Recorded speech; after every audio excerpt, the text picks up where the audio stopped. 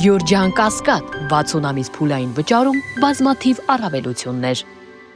Հակի հետ համագործակցություն սպասում է, քանի որ Լևոն Տեր-Պետրոսյանը ասել էր, որ ընդդիմության միակ միավորման կարող ուժը Սամվել Կարապետյանն է եւ արդյոք կարող է Հակի վարչապետի թեկնածուն ընդգրկվի ձեր կուսակցության։ Ասեմ, կոնսոլիդացիայի տարբերակ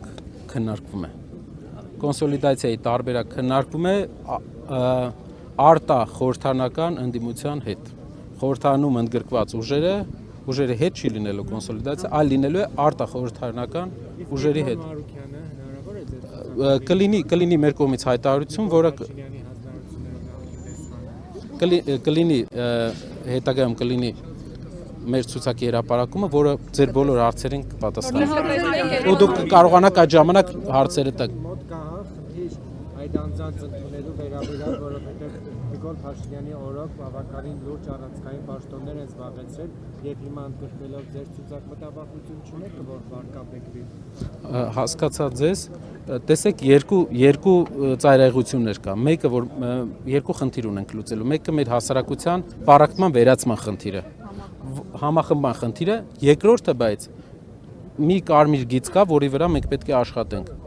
որը պետք է հաշվի նստենք։ Դա Արցախի հիմնահարցում գործիչների պահելաձևն է։ Պարոն Կարապետյան, դա դառնալ է լակմուսի թուղթ, ով ձեր հետ, ով ձեր հետ չի։ պարոն Ալեքսանյանը պատասխանել է։ Մի հարց տամ, պարոն Կարապետյան, նախ թեմայից մի փոքր շեղվելով, ամիսներ առաջ երբ խոզարկություններ սկսվեցին Տաշիր գրուպի գրասենյակում, նաև ձեր տանը մենք տեսանք դիմակավորված, բացի այդ մեր ձևով գլխարկից եւ շապիկից, ինչ որ բան հայտնվեցին, այս մասով ինչ նորություն կարող եք։ Ոչ բան, ինչ պետք է լինի։ Դա ուղղակի ճնշման գործիքակազմ է, որ փորձում են կիրառել, բայց ել եմ ասում չի աշխատում։ Ծառայելու վերաբերյալ գործինչ ընթացքի մեջ է։ Ոչ մի ընթացքի։ Պարոն Կարապետյան, վերջերս իշխանամետ այսպես էջերը լուր է տարածել, որ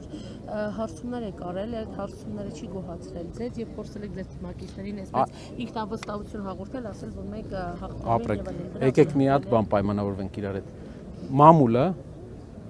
Մամուլի ներկայացուցիչները որոշում են անկախ հարցման ընկերություն, որը կապ չունի այս իշխանության հետ, կապ չունի նախորդ իշխանության հետ։ Խնդրում եմ,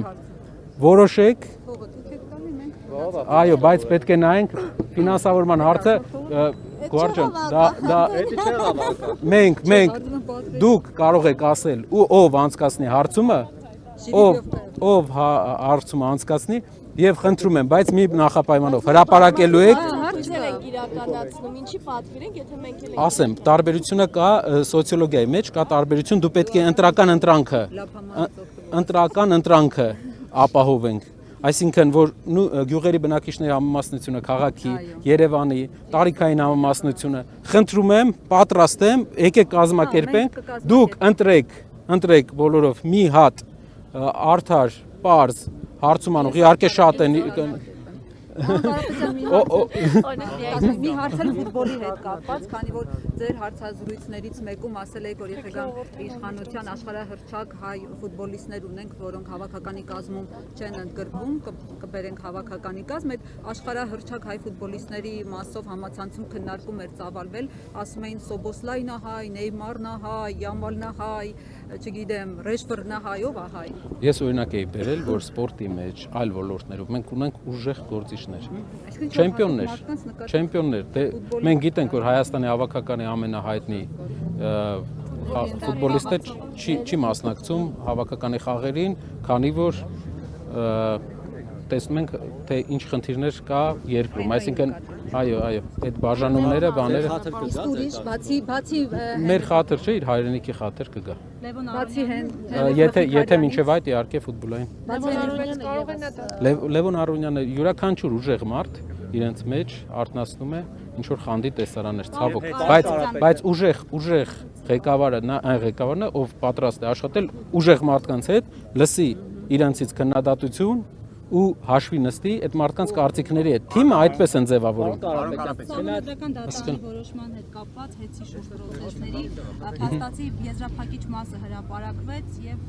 համապատասխանեցում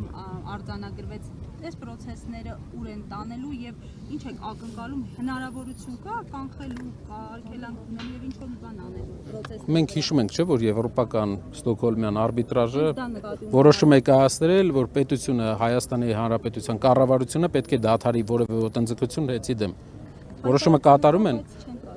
Այսինքն, տեսեք, ինչքան ժողովրդավարական հենասյուներ կան, ինչքան միջազգային ռեպուտացիոն հենասյուներ կան, խախտում են եւ իրենք սպասում են, որ մենակ իրանք են խախտելու, այսինքն իրենք երկրի հիմքերը քանդելով ինստիտուցիոնալ,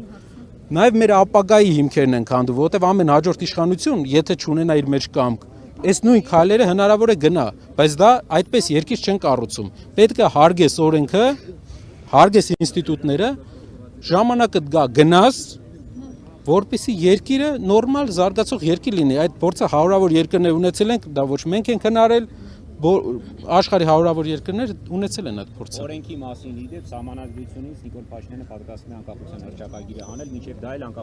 սահմանադրությունը պիտի փոխի։ Դուք ուղղակի չեք պատկերացնում, էլ ինչեր է փոխելու Նիկոլ Փաշինյանը։ Շնորհակալ եմ։